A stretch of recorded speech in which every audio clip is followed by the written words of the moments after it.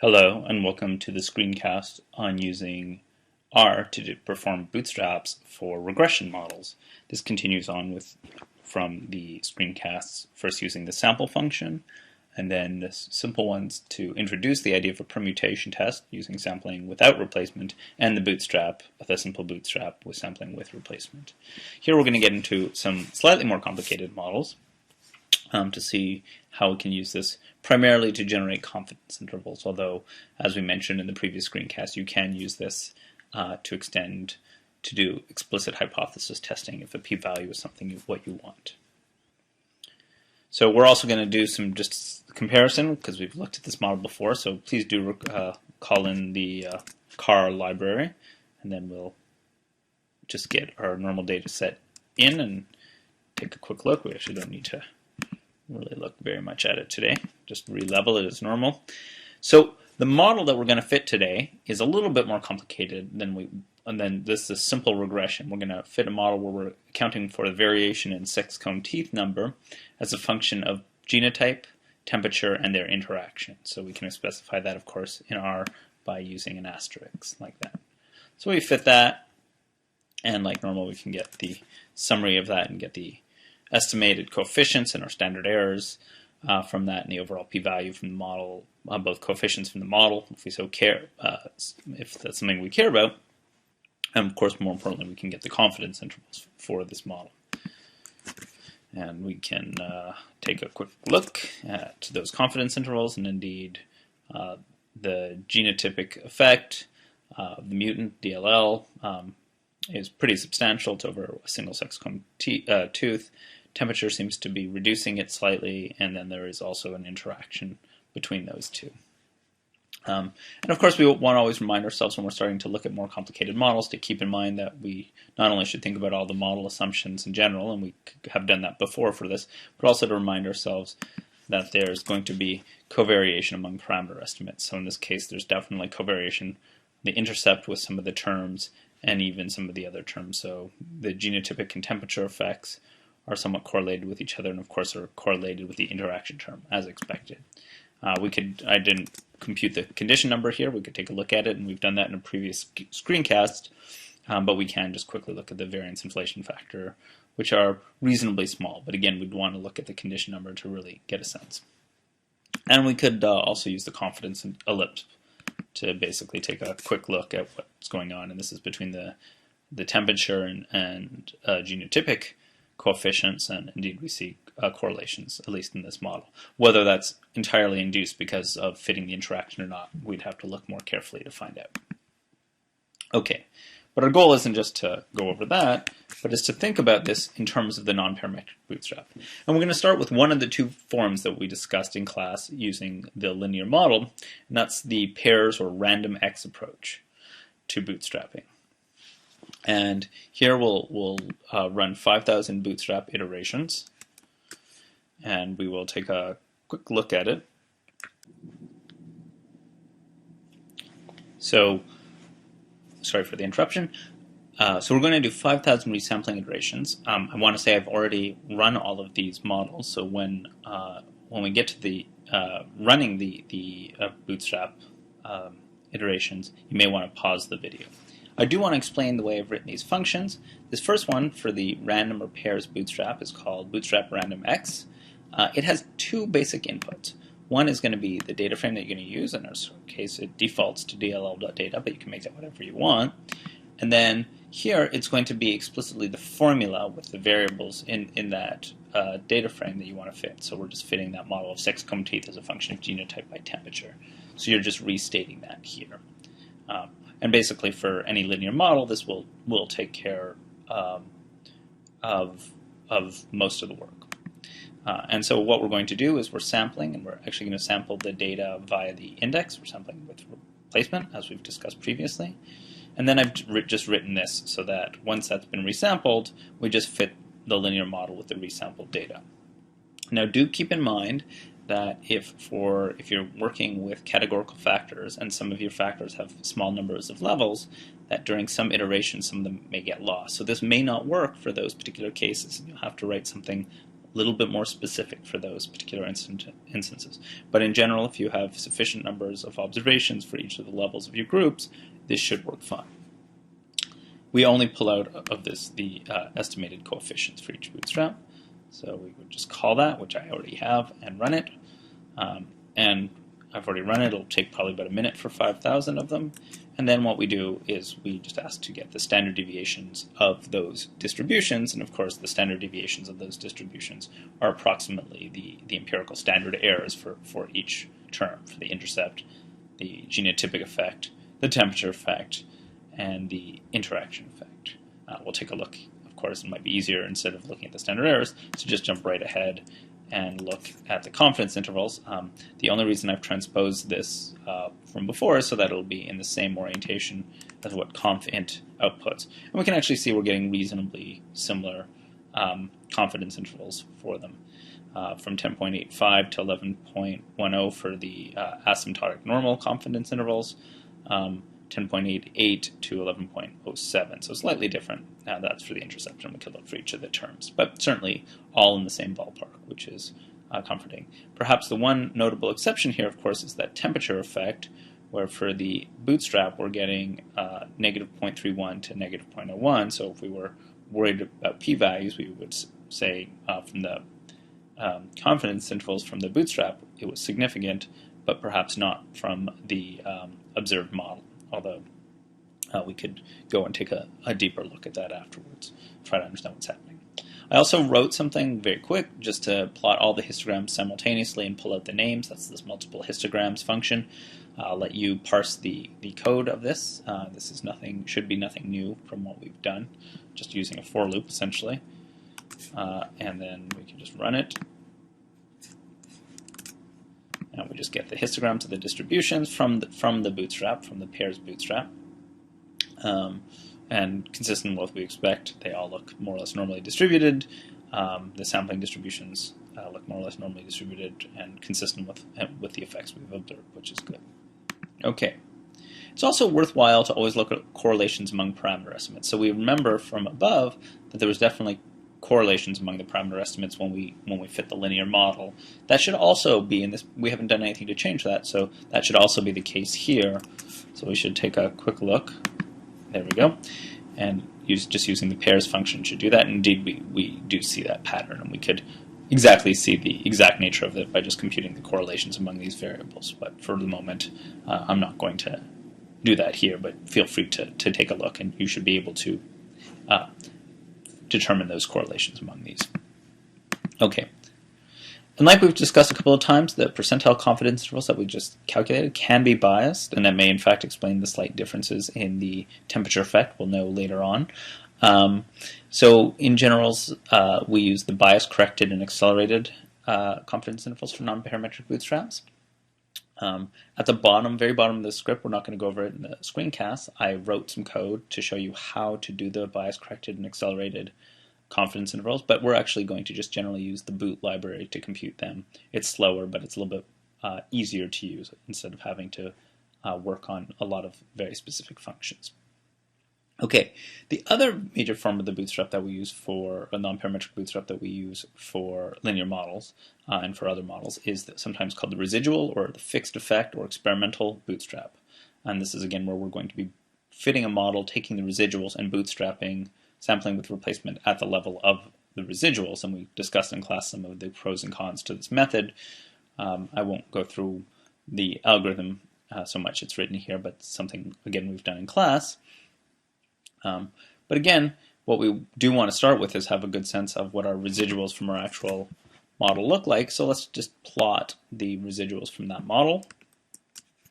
And they look more or less normal, but there's some kind of long tail going on here, and so we may want to keep that in mind, especially if we get somewhat different results from this and the pairs bootstrap. We can also just take a look at the residual and how it's related to each of the factors that we're modeling, genotype and temperature. So here's for temperature, and we can see actually, and genotype, and we can see that for the mutant, the DLL mutant, and for the high temperature, which is also a stress, maybe that there's a little bit more variance, although it's a little bit hard to tell exactly what's going on.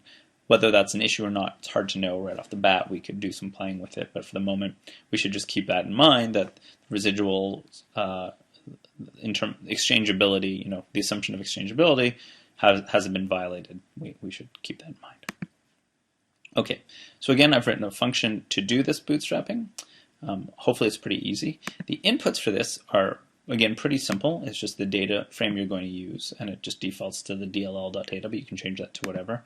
And the other input is just the name of the linear model object that you've created. So observe.lm is just the name of the linear model that we did with the observed data for this. And what I've done is I've written this so that it'll pretty much extracts everything from that. So it extracts the residuals and the fitted values from that, the design matrix from the model from that. And then what we do is we generate new values of the response variable by taking the fitted values from the model and then sampling with replacement from the residuals, which is this part of it. Once we do that, we use those new y values and refit the model here. And MATR is just the design matrix. So basically saying y is models of the function of the design matrix. This 0 just suppresses the intercept because we already have the intercept in the design matrix itself. And then we just pull the coefficients out. I've already done the resampling, so you'll need to run these lines, and it'll take a minute or so. And we can plot the histograms just like we did before. And much like we saw before, these all seem pretty reasonable. The intercept has a mean around 11 with some spread. The genotypic effect seems about the same ballpark. We may want to take a look at the temperature effect given somewhat different results we got between the asymptotic normal confidence intervals and the pairs. We can also look at the just plots of the correlations, and these look very similar to what we observed before. So let's take a deeper look. Let's in particular take a look at the confidence intervals. Actually, I'm going to rerun that. I'm going to run both the confidence intervals for the residual bootstrap and for the asymptotic normal. And the asymptotic normal, again, let's pay most attention here to this temperature effect, because that was the one that we were seeing some differences. From about negative 0.35 to 0.009, we're actually getting pretty much the same ballpark here for the bootstrap based on the residuals. So the pairs resampling may be giving us something different, something we need to parse, and in fact, it's worth considering. Okay, finally, I'm not going to run through this, but this is just copied from the screencast from the previous week where we did Monte Carlo simulations, or what we called the parametric bootstrap, where we were simulating values of our response and then refitting the model. This is identical to that, in fact, copied directly from it. And the reason I have that is so we can look at the confidence intervals from that. Because as we discussed, that has obviously more assumptions, and it's much more similar in terms of the assumptions to what we observed in the asymptotic normal models. So asymptotic normal in the Monte Carlo, pretty similar assumptions. The residual non-parametric bootstrap has somewhat fewer assumptions, and then the pairs bootstrap less so. And so what do we see here? Again, here at the bottom is just our new one. We're actually getting, again, reasonably similar results to what we've seen here, slightly different numbers, but certainly in the same ballpark. And that's sort of worth sort of considering in terms of why we might be getting a different result and what might be going on. Is that due to some bias, or is it due to the fact that we're violating some assumptions, and these three all violate it in the pairs bootstrap? Since the assumption is not required, it's a little bit more robust, and that's something that you'd have to perhaps even do additional simulations just to check. And one of the things we can actually do is take a look at some of the distributions that we have for these. And this is just for the genotypic effect. Here's just showing in black. You can't even see it, the black residual bootstrap in black. And the purple is the Monte Carlo bootstrap, are almost identical. The pairs bootstrap is very similar, but has a little bit more weight here out at the edges, which is exactly what we might be seeing. That's for the genotypic effect. We could actually just go back in here if we really wanted to and change all of this. That should just be the third column, and take a quick look. See if that changes anything. Yeah, in fact, we see now the in red is the pairs bootstrap, and we actually see a little less weight right at the tails, so that may be accounting for it. So why that is it worth doing this another 5,000 bootstrap resamplings to confirm these results? Well, that'd probably be where I would start to make sure that it was not just something funky of the 5,000 random iterations. Okay. Finally, we're going to repeat this, but using the boot library, which has got a lot of very useful functions, many of which we will not get to address in class, but can make your life easier, although I find it somewhat, while it's powerful and quite flexible, it can be slow. And if you look in the Crawley book, there's some description of its uses, and here are the page numbers. Also in the Fox appendix bootstrapping that I have on Angel, there's a lot of detail on it. This is from the Efron and Tib Shriani. It's been updated many times. It's already installed on your computer, so you just need to require boot or call library boot. And the basic way it works is you're going to write a function, and we used this once before in the previous screencast. You call boot, you have your data, which is your object to be resampled. That's just the data you have. The function you're going to write, and then number of resampling events. So in this particular case, this is how we're going to do it, and this is for a pairs bootstrap. We're just going to write a function where we have our data, and we just have to say index here. So data, and we're just shuffling that data with respect to the index, just like we've done before, nothing different here. And then resample, so this looks very similar to what we did before. We could have written our resampler very similar to this. And you call it, and I already have. Then you call the boot function, which will actually do the bootstrapping, and you'll get an output that looks like this. It'll say, okay, here's the call. Bootstrap statistics, some of the bias associated with the parameter estimates, which might be worth taking a look at. We won't go through that here. There's some plotting options, which for time I won't go through. But I do want to make a point that, of course, what we're primarily interested in here right now is the confidence intervals. And you can ask for the different kinds of confidence intervals you want. So you just specify the model here, bootstrap model. Specify essentially your alpha. And specify the types. And usually we're interested in the BCA and the percentile. The basic ones are the ones that are based on the bootstrap standard error and then some asymptotic normal theory. The one frustrating thing about this library is you have to do this separately for each coefficient. So here we're doing it for the genotypic one. That would be index 2. Essentially you have to compute it for each separate one. So why don't we do it instead of index 2, we'll do it index 3, since that was the one giving us somewhat different results. Actually, I'm going to leave it to, I apologize, because I've already run it and it takes a long time. But for you, perhaps take a quick look. I just realized that to call it here, I'm going to have to pause this thing because I will have to rerun it, so hold on 1 second.